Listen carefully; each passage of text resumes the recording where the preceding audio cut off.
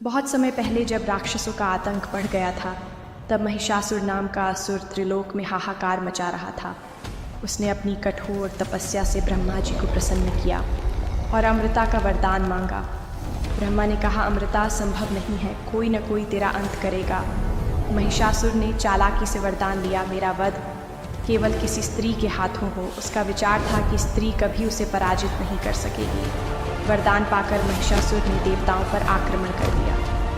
इंद्र, वरुण, अग्नि, वायु सभी देवता उसकी शक्ति के आगे हार गए। स्वर्गलोक पर कब्जा कर उसने अत्याचार शुरू कर दिए। ऋषि मुनि, स्त्रियां, सामान्य लोग सभी भयभीत होकर त्राहि त्राहि पुकार उठे। तब देवताओं ने ब्रह्मा, विष्णु और महेश से प्रार्थना की। तीनों देवताओं ने अपनी शक्तियां एकत्र की। उस दिव्य तेज से उत्पन्न हुई आदिशक्ति माँ दुर्गा असंख्य बाहुओं में शस्त्र धारण किए, सिंह पर आरूढ़ तेजस्विनी स्वरूप में देवताओं ने अपने अपने दिव्य अस्त्र भी उन्हें अर्पित किए। माँ दुर्गा ने महिषासुर को युद्ध के लिए ललकारा।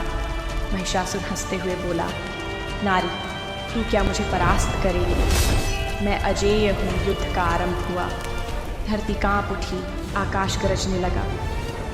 माँ दुर्गा के बाणों से वायु भर गई और सिंह की दहाड़ से रणभूमि गूंज उठी। महिषासुर ने कभी भैंस का रूप, कभी सिंह, कभी हाथी तो कभी मनुष्य रूप धारण कर माँ पर आक्रमण किया, पर हर बार माँ दुर्गा ने अपने अस्त्रों से उसका प्रतिकार किया।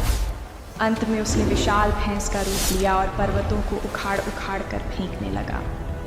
उसकी गर्जना से आकाश फटने लगा।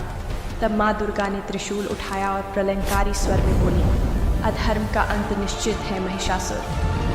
धर्म की रक्षा के लिए तेरा वध मेरे हाथों लिखा है। उन्होंने अपने सिंह को आगे बढ़ाया और प्रचंड वेग से त्रिशूल महिषासुर के हृदय में भेद दिया। महिषासुर रणभूमि में गिर पड़ा। उसका आतंक समाप्त हो गया। चारों ओर जय माँ दुर्गा की गूंज उठी। देवता, ऋषि और मानव सभी ने माँ को प्रणाम किया। आकाश से फूलों की वर्षा होने लगी। उस दिन सिद्ध हुआ कि जब भी अधर्म बढ़ता है तो शक्ति का अवतरण होता है। माँ दुर्गा ने यह संदेश दिया कि स्त्री शक्ति ही सृष्टि की आधार है और अन्याय पर विजय का प्रतीक भी।